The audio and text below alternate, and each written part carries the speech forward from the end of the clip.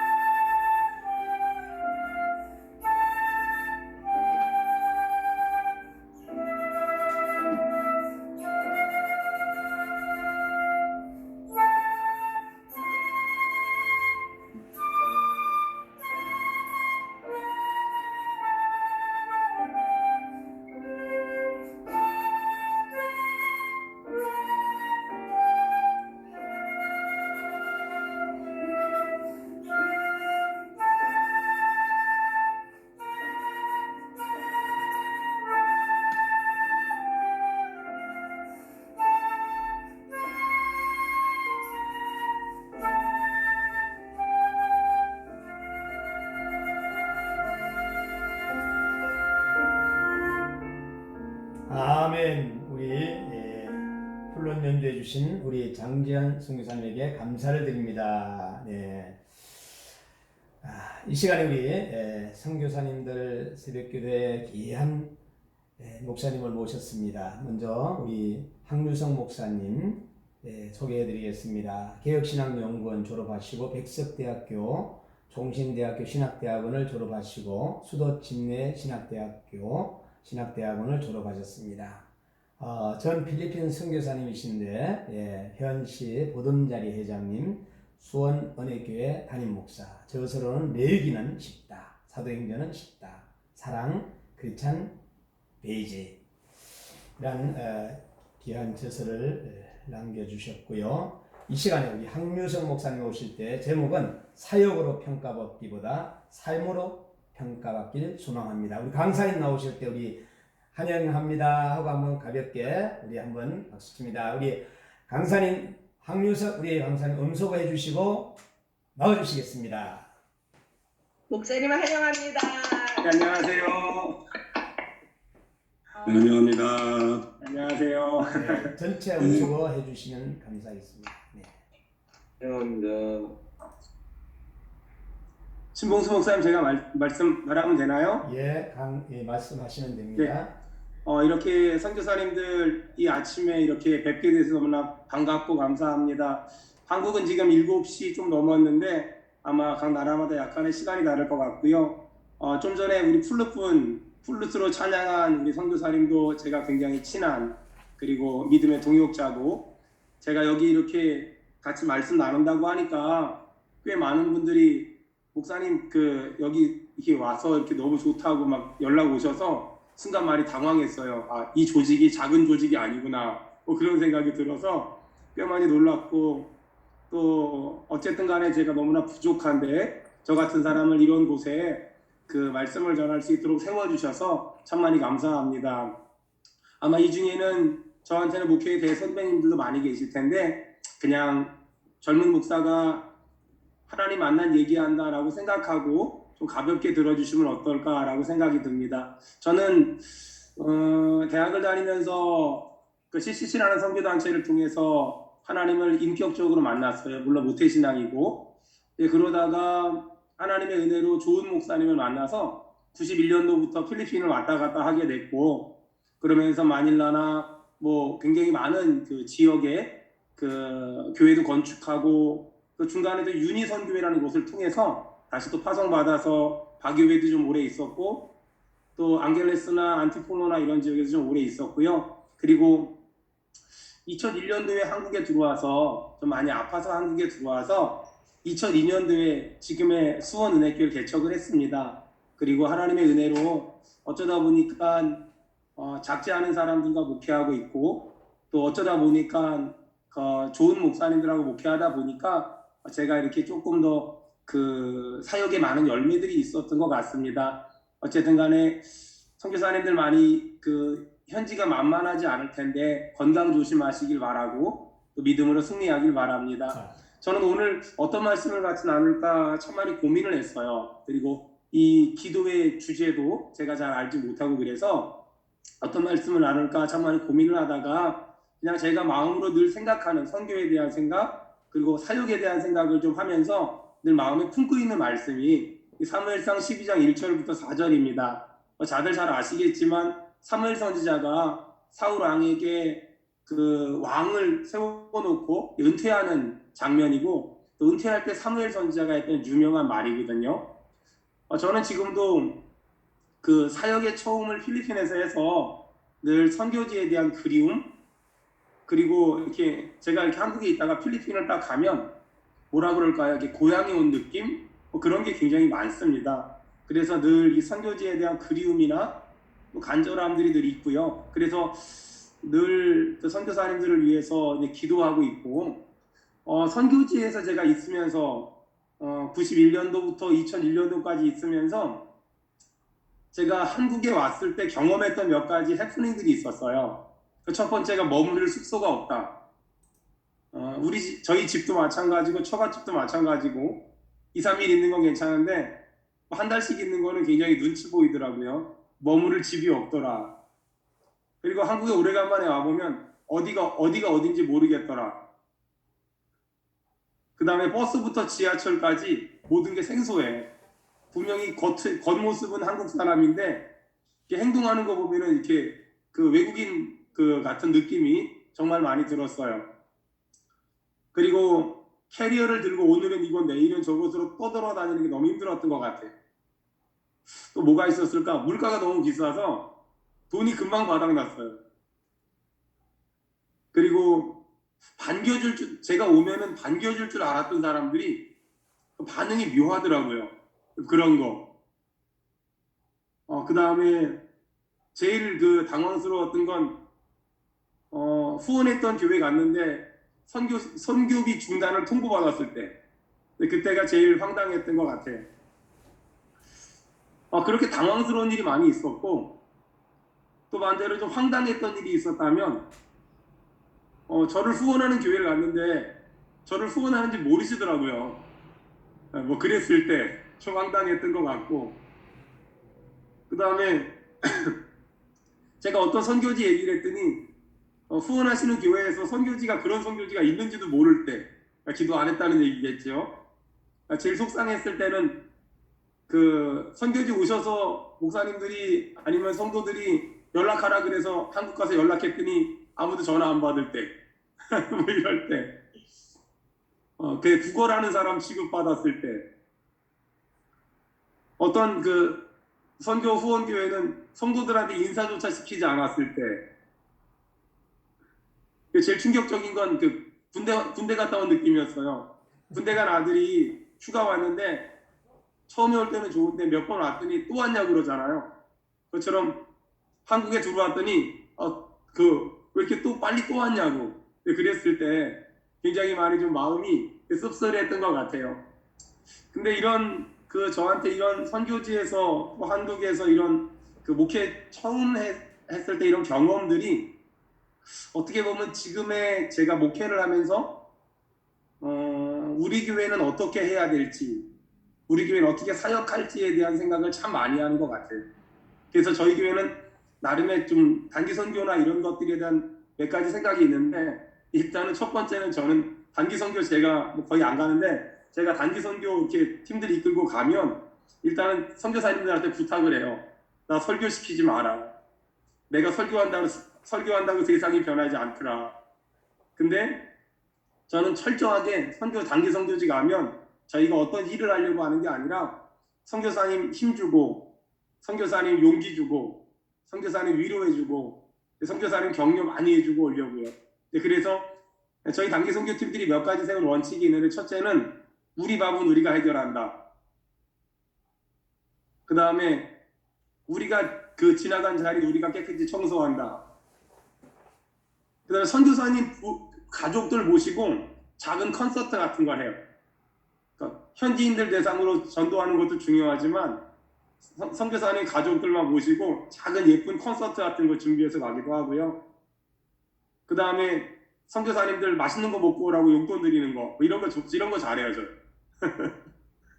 그 다음에 제가 지금까지 단기 선교하면서 제일 잘한 일이 있다면 선교사님들 단기 선교팀이 갈 때 10만 원씩만 더 내라 그래가지고 선교사님 어머니 혹은 아버지 그 깜짝 이벤트로 모시고 갔을 때 그랬을 때 그 공항에서 선교사님이 아버지를 보는 순간에 어머니를 보는 순간에 그냥 이산가족 상봉하는 날이었던 것 같아요. 그때가 가장 추억에 남고요. 또 가장 은혜가 됐던 것 같아요. 그리고 또 잘한 게 뭐가 있을까 생각해보면 이런 그 어버이 주일 이럴 때 선교사님 부모님들한테 선물 보낸 거 막 이런 게 제가 잘했던 일 아닐까 싶어요. 생각을 해보면 어떻게 보면 수백만 원을 수천만 원을 후원해주고 또 뭐 병원 지어라 학교 지어라 교회 지어라 이런 사역하는 거 참 행복하지만 사실 정말 행복한 건 너무 소소한 데 있는 것 같아요. 그건 한국에서 목회하는 저도 마찬가지고 또 선교사님들도 마찬가지고, 저도 선교지에서 교회 한 70개 정도 접었거든요. 여기 보니까 김선 선교사님이 있는데 제 동생 같은 아주 예쁜 그 선교사인데, 근데 제일 속상했을 때가 그럴 때였어요. 건축하라고 돈은 주는데 그 건축하려면 현장을 가야 되잖아요. 거기 왔다 갔다 할 차는 안 줘. 막 이럴 때 참 많이 마음이 아프고 마음이 애리고 마음이 쓰라렸던 것 같아요.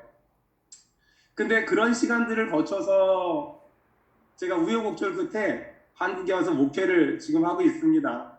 2002년도에 교회 개척했어요. 2002년도에 교회 개척해서 2000 벌써 22년이니까 올해가 20년 됐습니다. 저는 오늘 말씀을 정말 소중하게 생각하는데, 그리고 제가 언젠가 은퇴라는 걸 하게 되면 이 말씀 전하고 은퇴해야 되겠다라는 생각을 해요. 사무엘 선지자는 선교사님들 알다시피 이스라엘이 왕이 세워지기 전에 뭐 선지자 겸 사사 겸 제사장 겸 뭐 이스라엘의 통치자 겸 이랬던 사람인데, 이스라엘이 왕을 세워달라고 하자 사무엘 선지자가 왕을 하나님의 허락을 받고 왕을 세우지요. 그리고 나서 사무엘 선지자는 은퇴를 해요. 근데 그 은퇴할 때 고별사가 뭐였냐면 이 사무엘상 12장 3절이었어요. 이 사무엘상 12장 3절 중간에 보니까 내가 누구의 소를 빼앗았느냐, 누구의 나귀를 빼앗았느냐, 누구를 속였느냐, 누구를 압제하였느냐, 내 눈을 흐리게 하는 뇌물을 누구의 손에서 받았느냐, 그리하였으면 내가 그것을 너희에게 갚으리라. 저는 제가 은퇴할 때 꼭 이 말하고 싶어요. 사람들한테 내가 누구의 소를 빼앗았느냐, 누구의 나귀를 빼앗았느냐, 누구를 속였느냐, 누구를 압제하였느냐, 내 눈을 흐리게 하는 뇌물을 내가 누구에게 받았느냐. 그렇게 사무엘이 말했을 때 백성들이 뭐라고 말하냐면 4절에 당신이 우리를 속이지 아니하였고 압제하지 아니하였고 누구의 손에서든지 아무것도 빼앗은 것이 없나이다 라고 말했어요. 너무 멋지지 않나요? 저는 이 말이 너무너무 좋고요. 이렇게 살고 싶은 게 제 평생 꿈이에요. 그러면서 마지막에 사무엘상 12장 23절에 사무엘이 마지막으로 은퇴하면서 이 말을 합니다. 사무엘상 12장 23절 나는 너희를 위하여 기도하기를 쉬는 죄를 여호와 앞에 결단코 범하지 아니하고 선하고 의로운 길을 너희에게 가르칠 것인즉 24절에 너희는 여호와께서 너희를 위하여 행하신 그 큰 일을 생각하며 오직 그를 경외하며 너희의 마음을 다하여 진실히 섬기라. 저는 이 사무엘의 이 마지막 고백, 나는 너희를 위하여 기도하기를 쉬는 죄를 여호와 앞에 결단코 범하지 아니하리라. 나는 너희를 위하여 기도하기를 쉬는 죄를 여호와 앞에 결단코 범하지 아니하리라. 제가 생각하는 저는 아직 은퇴를 하진 않았지만 전 필리핀 사역에서는 2001년도에 은퇴했다고 생각해요. 그리고 지금은 한국에서 수원은혜교회를 또 열심히 담임하고 있다고 생각해요. 제가 필리핀을 몸이 아파서 떠나왔을 때 거기서 제가 섬겼던 교회 성도들, 그리고 현지 목회자들, 현지 사역자들, 지금도 저한테 메일 오는 친구들이 꽤 많거든요. 지금도 저랑 이렇게 교제하는 친구들이 꽤 많고, 어떻게 보면 제가 사역의 현장에 있을 때는 사람들에게 하나님을 이야기하는 역할이라고 생각해요. 아마 지금 선교사님들은 사람들에게 하나님을 얘기하고 하나님을 가르쳐주는 역할을 하고 있다고 생각해요. 근데 언젠가 우리가 사역의 현장을 떠나면, 그래서 은퇴를 하건 여러 가지 이유 때문에 사역의 현장을 떠나면, 그때는 반대가 돼서 우리가 사역의 현장에 있을 때는 사람들에게 하나님을 얘기했다면, 그 사역의 현장을 떠나면 하나님에게 사람들을 얘기하는 역할, 하나님 저 사람이 아파요. 하나님 저 사람이 영적으로 무너졌어요. 하나님 저 사람이 지쳤어요. 하나님 저 사람이 쓰러졌어요. 하나님 저 사람이 외롭대요. 하나님 저 사람이 가롭대요. 저 사람이 가난하대요. 그래서 은퇴라는 건 세상 사람들이 말하는 것만큼 허전하고 허무한 것이 아니라, 은퇴라는 건 또 사역의 일선을 떠난다는 건 사람들에게 하나님을 얘기하는 게 아니라 하나님에게 사람들을 얘기하는 게 아닐까요? 저는 그래서 저희 교회가 후원하고 파송하고 또 지원하는 선교사님들이 한국에 오시면 제가 꼭 하는 말이 하나 있어요. 일 열심히 하려고 하지 말고 거기 가서 잘 살았으면 좋겠다. 저도 일 열심히 해봤거든요. 현장에 있는 선교사님들 앞에서 감히 말한다면 일 열심히 해봤는데, 지금 생각해보면 제가 조금 아쉬운 게, 결국 내가 집중해야 될 건 사람이었는데 너무 건물 열심히 졌어요. 그리고 너무 거기에 에너지를 낭비하다 보니까 사람을 사랑하기보다 사람을 사용하고 살았어요. 사람을 빨리빨리 일을 해야 되는데 이 필리핀 이 인간들이 빨리빨리 일을 안 하니까 때로는 야단치고 혼내고 윽박질러 가면서 헌당 예배 날짜 맞추려고 참 많이 애를 썼던 것 같아요. 근데 지금 한국에서 목회를 20년 정도 하고 그때 그 시절을 되돌아보면 내가 현지인들을 사용하지 말고 사랑했어야 됐는데 그게 너무 아쉬워요. 내가 현지인들을 사용하지 말고 사랑했어야 됐는데 내가 어느 순간에 현지인들을 참 많이 사용하고 살았던 것 같아요. 그래서 저희 교회가 후원하는 선교사님들, 또 저희 교회랑 관계가 있는 선교사님들하고 얘기할 때마다 제가 늘 하는 말이, 선교는 일 잘하는 게 아니라 거기 가서 잘 사는 거라고, 예수님처럼 사는 거라고. 예전에 저희 교회가 파송한 선교사님하고 교제를 하는데, 그 선교사님은 아프리카에서 사역하시는데 그 선교사님 그런 말씀 하시더라고요. 선교지에 파송 받고 갔는데 그 전임 선교사님이 언어가 잘 안 돼서 그래서 본국으로 귀환하셨대요. 근데 이 선교사님은 언어를 굉장히 잘하는 분이라 가셔서 막 설교를 했대요. 여러분, 예수님이 누구신지 아십니까? 가난한 자의 친구며 외로운 자들의 친구며 소외된 자들의 친구며, 그분은 상한 갈대를 꺾지 아니하시며 그분은 꺼져가는 등불을 끄지 아니하시며, 막 설교를 했대요. 그랬더니 아프리카의 그 현지인들이 갑자기 한 사람이 이렇게 손을 번쩍 들더니 뭐라고 말하냐면, 선교사님, 우리 지금 선교사님이 설명하는 사람 본 적이 있다고, 우리 만난 적이 있다고. 아니, 예수님을 만났다고요? 어디서요? 언제요? 어떻게 만났어요? 그랬더니 그 현지인들이 뭐라고 말하냐면, 선교사님 오시기 전에 저희한테 언어는 안 됐지만 손짓 발짓으로 말씀 전했던 그분이 지금 선교사님이 설교하는 딱 그렇게 사셨다고.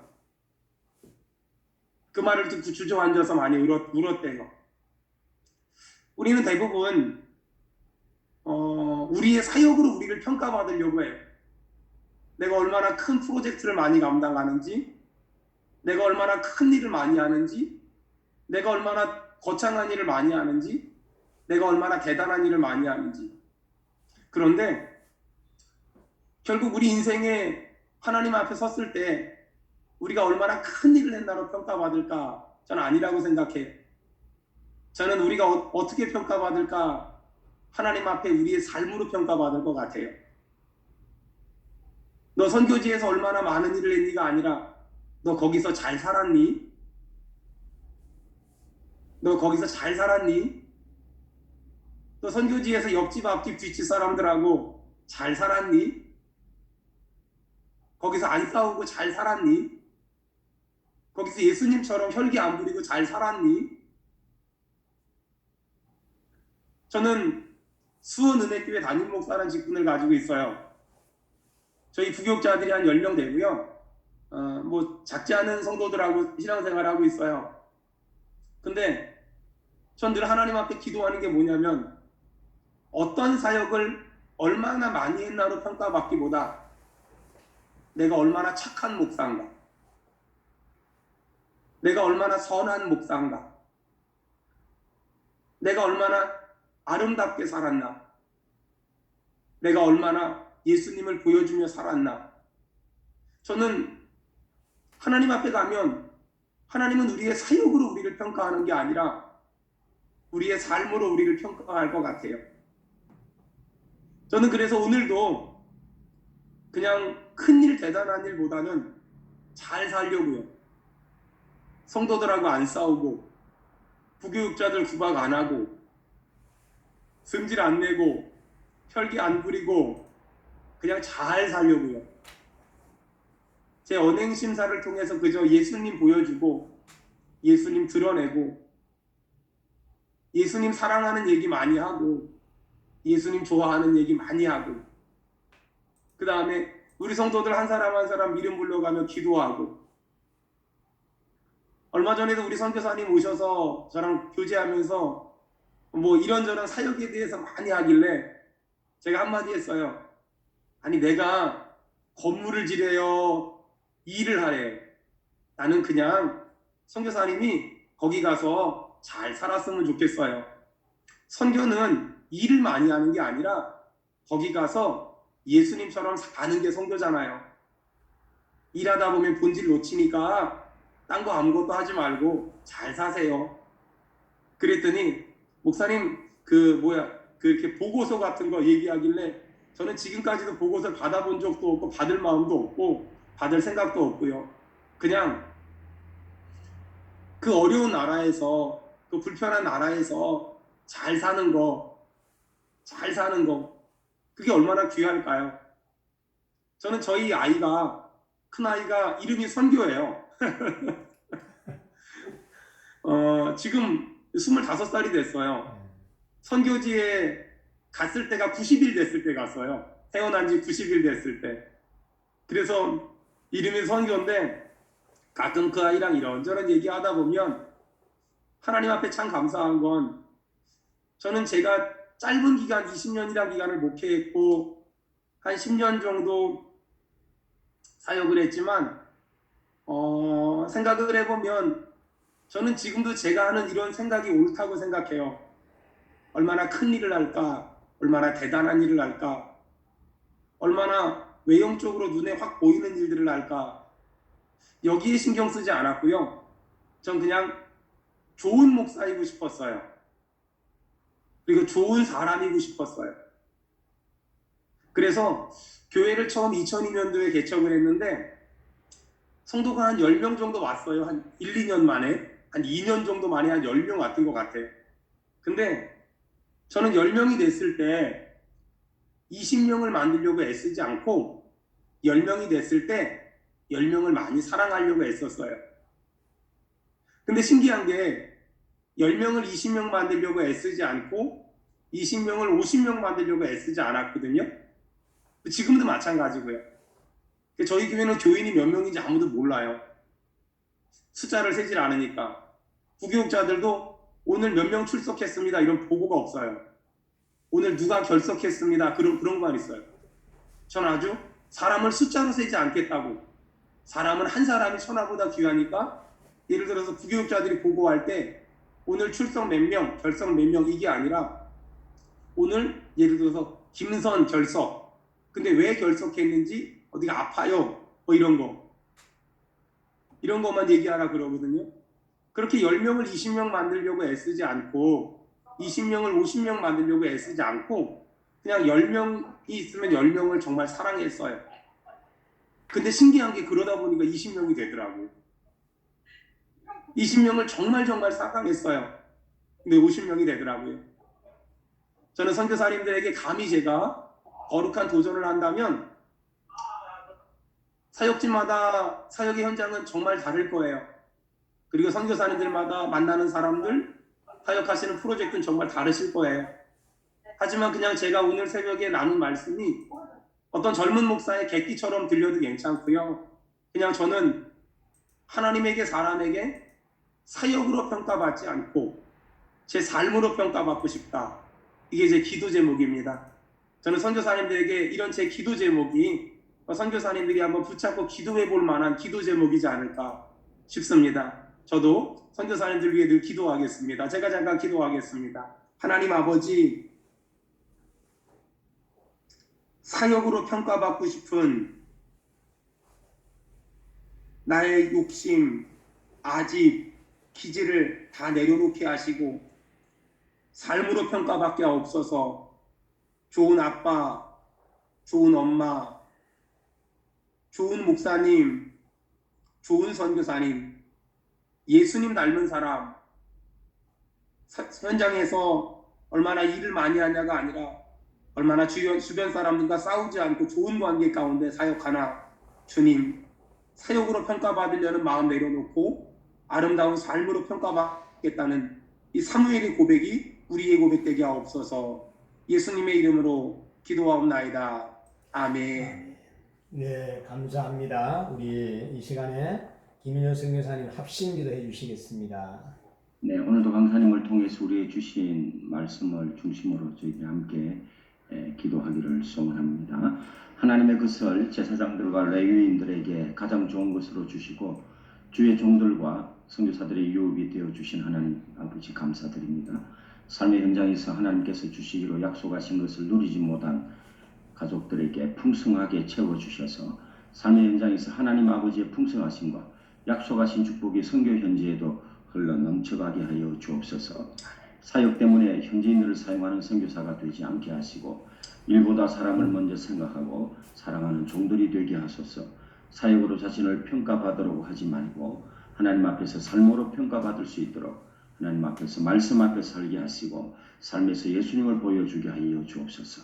주여, 우리들의 사역과 그 열매로 우리 자신을 평가하려는 순간들을 용서하여 주시고 우리가 착한 목자인가 선한 목자인가 내가 얼마나 아름답게 예수님을 보여주며 사는가 우리의 삶을 기억하며 마음과 뜻과 힘을 다하여 사랑하며 하나님의 천국을 이루어가게 하옵소서. 아멘. 사역보다 자신이 먼저 좋은 사람, 좋은 사역자가 되게 하시고 숫자에 연연하지 않게 하시고 오직 영혼을 사랑하고 영혼에 관심 가지는 주의 종들 되게 해달라고 오늘 주신 말씀 생각하며 우리가 함께 기도하고요. 또 우리가 나라를 민족을 위해서 우리 교회를 위한 회개의 기도 제목 그리고 특별히 또 우리 동물을 위한 섬김이들 또 많은 우리 세계선교사 중보기도를 위해 섬기는 분들이 있습니다. 겸손하게 섬기게 하시고 또 우리가 기도해야 될 많은 중보의 기도의 제목을 가지고 이 시간 다 같이 마이크 여시고 한 음성으로